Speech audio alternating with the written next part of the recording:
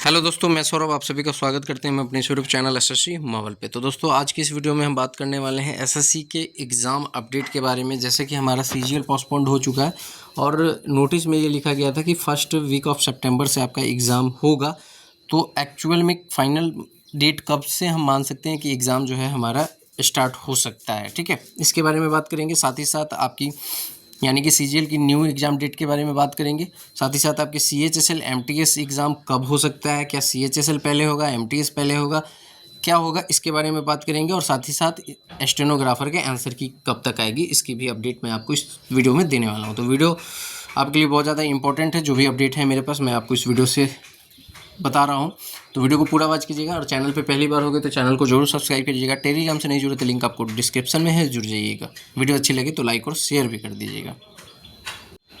अगर आप 8 तारीख की नोटिस को देखोगे, जहाँ एसएससी ने बताया था कि आपकी सीजीएल जो है वो पोस्टपोन्ड हो रही है, तो यहाँ पर इन्होंने लिखा है इन view of this it has been decided to defer the conduct of combined graduate level examination CGLE 2025 scheduled to be held from 13th of August 2025. The exam will now start from the first week of September 2025 and a revised reschedule for CGL it and all other subsequent exams will soon be posted on the website of the commission. तो ये बता रहे हैं कि जो आपका 13 तारीख से होने वाला था एग्ज़ाम सीजीएल का, वो आपके एग्ज़ाम पोस्टपोन्ड किए जा रहे हैं। अब ये एग्ज़ाम 13 अगस्त से ना होकर सितंबर के फर्स्ट वीक से स्टार्ट हो सकता है, ठीक है। और आपके इसके बारे में जो भी डेट्स हैं और आगे आने वाले एग्ज़ाम के जो भी डेट हैं, क्योंकि कैलेंडर अब यहाँ से चेंज हो गया ना, क्योंकि 13 अगस्त से अब था, अब सितंबर में चला जा रहा है। कैसे चेंज हो रहा है वो भी मैं आपको बताऊंगा। तो इसलिए ये कह रहे हैं कि जो भी आपकी अपडेट है एग्ज़ाम के रिगार्डिंग, वो आपकी अपडेट जो है साइट पे दे दी जाएगी, ठीक है। अब बात कर लेते हैं कैलेंडर के बारे में। तो आप यहाँ पे देख सकते हो कि जो हमारा कैलेंडर था, कैलेंडर में आपको जैसा कि दिया गया था, यहाँ पे आप देख सकते हो 24 जुलाई से 4 अगस्त की डेट दी गई थी आपकी सिलेक्शन पोस्ट फेज 13 की। तो ये 24 से 2 अगस्त तक हुआ, ठीक है, क्योंकि 1 अगस्त की शेड्यूल था, लेकिन 2 अगस्त को इन्होंने एक्स्ट्रा कैंडिडेट के पेपर लिए जिनके पेपर नहीं हो पाए थे, ठीक है। तो ये 24 से 2 अगस्त चला पेपर। आपकी बात करें स्टेनोग्राफर का, तो इन्होंने लिखा था 6 से लेकर 11 अगस्त तक पेपर होगा, और आपको पता है कि 6 से 8 अगस्त तक पेपर हुआ है, ठीक है।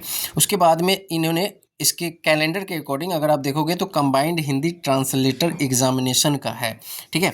तो यहाँ पर अगर आप देखोगे तो इनका 12 अगस्त लिखा था, तो 12 अगस्त को ही पेपर हुआ है, ठीक है। तो आप एक चीज़ देख पा रहे हो कि सिलेक्शन पोस्ट फेज 13 और स्टेनोग्राफर और combined Hindi junior Hindi translator के जो हैं यहाँ पर एग्ज़ाम जो है according to calendar serial wise से हो रहा है, ठीक है। डेट्स भी वही हैं, लेकिन हुआ क्या कि बहुत सारी जो गड़बड़ियाँ आई, और गड़बड़ियाँ आने के कारण जो है सीजीएल जो है वो पोस्टपोन करना पड़ा, क्योंकि सीजीएल ही हमारा नेक्स्ट था 13 अगस्त से 30 अगस्त तक, ठीक है। अब आपके मन में एक चीज़ आ रही होगी कि 13 अगस्त से 30 अगस्त तक तो ये एग्ज़ाम था, लेकिन अगर कैलेंडर को देखोगे तो कैलेंडर में आपके सब इंस्पेक्टर यानी सीपीओ के भी एग्ज़ाम की डेट थी 1 सितंबर से 6 सितंबर, लेकिन सीपीओ का तो फॉर्म ही नहीं आया क्योंकि उनके रिजल्ट नहीं डिक्लेयर किए गए थे, तो ये पेंडिंग है। उसके बाद में अगला एग्ज़ाम जो था आपका वो था कंबाइंड हायर सेकेंडरी यानी कि सीएचएसएल का पेपर था, जो कि 8 से लेकर 18 सितंबर तक था, ठीक है। अब 8 से लेकर 18 सितंबर तक आपका पेपर था ये पेपर। तो यहाँ पर आप समझ सकते हो कि ये पेपर जो आपके 8 से लेकर 18 सितंबर तक पेपर थे।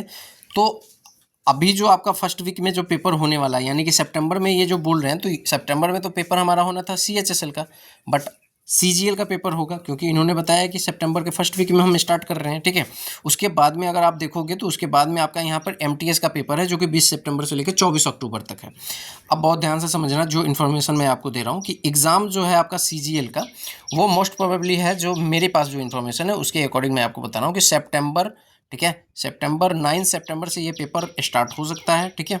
और एंडिंग जो है वो आपकी 18 सितंबर तक हो सकती है, यानी कि 9 से लेकर 18 तक होगी। अब आपके मन में डाउट ये आ रहा होगा कि इतने कम दिन में कैसे पेपर कराएंगे, तो मैं आपको बता दूं कि एक तो चीज़ जो है, मैंने आपको पिछली भी वीडियो में बताया था कि क्या है ना, कि पहले एडुकेटी के अपने एडुकेटी क्या है कि बहुत सारे लैब्स को ली हुई है, और साथ ही साथ जो टीसीएस अभी एग्ज़ाम जो करा रही थी आपकी ये करा रही है एनटीपीसी की अंडर ग्रेजुएट लेवल की, तो उसमें टीसीएस जो लैब्स प्राइवेट लैब्स को ले रखे हैं तो उनके भी पेपर 8 सितंबर को एंड हो रहे हैं। ठीक है, तो 8 सितंबर को पेपर एंड हो रहा है और एंड होने के बाद वो लैब्स फ्री हो जाएंगे जो टीसीएस ने हायर कर रखे हैं। ठीक है, तो वो लैब एडुकेटी के पास आएंगे तो लैब की संख्या बढ़ जाएगी डेफिनेटली। ठीक है, और लैब्स की संख्या बढ़ेगी, उसके बाद में जो है आपके पेपर जो है, अब देखो ये हो सकता है कि आपके पेपर जो है यहाँ पर इस बार कितने फॉर्म पड़े हुए हैं, 28 लाख फॉर्म पड़े हुए हैं। ठीक है, 28 लाख फॉर्म पड़े हुए हैं। पिछले साल आपके पास 35 लाख या 36 लाख के आसपास फॉर्म पड़े हुए थे। ठीक है, 36 लाख फॉर्म पड़े हुए थे। 12 शिफ्ट में पेपर आपका हुआ, सॉरी 12 दिन में पेपर हुआ था 36 शिफ्ट में। ठीक है, 36 शिफ्ट में पेपर हुआ था। अब आप यहाँ पे कहोगे कि जैसे कि यहाँ पर आपके पास 28 लाख कैंडिडेट हैं इस बार। ठीक है, इस बार 28 लाख कैंडिडेट हैं और हमारे पास जो है अगर 9 से लेकर 18 तक की बात करें तो आपके यहाँ पर लगभग आप मान लो कि आपके पास 10 से 11 दिन का यहाँ हो रहा है। ठीक है, तो यहाँ पर अगर 11 दिन भी पेपर चलता है, 3 शिफ्ट भी करोगे ना तो 33 शिफ्ट हो जाएंगे। ठीक है, और उस बार आप बहुत ध्यान से समझो, आप यहाँ पे देखो पहली बार हमारे पास 36 लाख फॉर्म थे तो 36 शिफ्ट में कंडक्ट कराया गया था। तो इस बार जो है 28 लाख ही फॉर्म है, यानी कि 28 लाख ही कैंडिडेट है, तो ये पॉसिबल है कि आपकी ये 9 से लेकर 18 तक भी हो जाएगा पेपर। अब मैं ऐसा क्यों कह रहा हूँ सो समझो, यहाँ पर इनके जो है सीजीएल के कारण, देखो सीजीएल जो है वो कैलेंडर से तो आगे बढ़ चुका है। अब ये जो है ना अपने कैलेंडर को पूरी तरीके से डिस्टर्ब नहीं करना चाहते। कैसे, मैं आपको समझा रहा हूँ। जो इसके बाद बड़ा एग्जाम है जो लंबा चलेगा, वो एग्ज़ाम आपका कौन सा है, एमटीएस का है, और एमटीएस जो है 20 सितंबर से शेड्यूल है। तो इनकी जो इन्फॉर्मेशन है उसके अकॉर्डिंग मैं बता रहा हूँ। तो इनका क्या चीज़ें हैं कि आपकी जो सीजीएल है, सीजीएल का पेपर जो है 20 से पहले पहले करा लेना है और 20 से आपके एमटीएस को ऑन गोइंग करा देना है, और ये सीएचएसएल जो है आफ्टर एमटीएस कराना है। ठीक है, अगर आप देखोगे तो ये जो है 20 सितंबर से लेके 24 अक्टूबर वाले जो डेट है एमटीएस के, वो डेट रह सकती है आपकी। ठीक है, और साथ ही साथ अगर एमटीएस के बाद अगर आप देखोगे तो आपके पास यहाँ पर जेई के पेपर हैं। ठीक है, जो कि जेई के पेपर हैं 27 से आपके लेकर 27 अक्टूबर से लेकर 31 अक्टूबर तक। ठीक है, तो 27 अक्टूबर से लेकर 31 अक्टूबर तक आपके जेई के पेपर हैं, तो इस जेई को थोड़ा सा डिले किया जाएगा। ठीक है, और इस सीएचएसएल को यहाँ पर लाया जाएगा। तो यानी कि सीएचएसएल और जेई, यानी कि जेई जो है आपका वो नवंबर में जा सकता है और सीएचएसएल अक्टूबर लास्ट से लेकर नवंबर में भी स्टार्ट हो सकता है। ठीक है, तो जब मोस्ट प्रोबेबली यही होगा कि अक्टूबर लास्ट में ही स्टार्ट होगा, शिफ्ट किया जाएगा, क्योंकि ये एमटीएस के पेपर को नहीं डिले कराना चाहते। अगर आप देखोगे तो अगर ये एमटीएस के पेपर को नहीं डिले कराना चाहते और मान लो कि सीजीएल जो है हमारा 20 सितंबर तक होता है, तो 2-3 दिन बाद से भी पेपर अगर स्टार्ट करते हैं सीएचएसएल का, तो आप देख सकते हो यहाँ पे भी 10 से 11 दिन का टाइम लिया जा रहा था। ठीक है, ये वाला, तो यहाँ से 10 से 11 दिन का टाइम लिया जा रहा था। तो इस टाइम में क्या होगा कि अगर आप देखोगे तो 20 सितंबर से अगर ये लेंगे तो ये अक्टूबर के सेकेंड वीक तक चले जाएंगे। तो जब अक्टूबर के सेकेंड वीक तक जाएंगे तो फिर नवंबर के लास्ट तक ये चले जाएंगे एमटीएस को लेकर, जो कि ये बहुत लंबा हो जाएगा। फिर जो मेंस के जो शेड्यूल हैं वो शेड्यूल नहीं हो पाएंगे। जैसे कि सीजीएल पहले होगा तो उसका मेंस पहले होगा ना।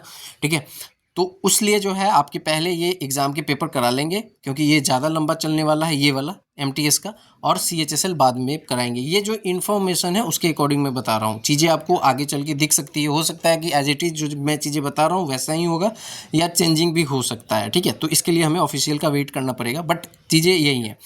अब बात कर लेते हैं कि हमारा जो है यहाँ पर आंसर की कब आएगी, किसकी, आंसर की हमारे स्टेनोग्राफर की। तो मैं आपको बता दूं कि अकॉर्डिंग टू इन्फॉर्मेशन आंसर की जो है स्टेनोग्राफर की वो आपकी अगस्त, ठीक है, अगस्त 25 तक आपको दिख जाएगी। हो सकता है इससे पहले भी आपको दिख जाए। ठीक है, लेकिन आपको इस वीक तो बिल्कुल भी नहीं दिखेगी। ठीक है, अगले वीक पॉसिबिलिटी है, लेकिन मेरे पास जो इन्फॉर्मेशन उसके अकॉर्डिंग मैं बता रहा हूँ कि 25 से पहले पहले आपको दिख जाएगी आंसर की।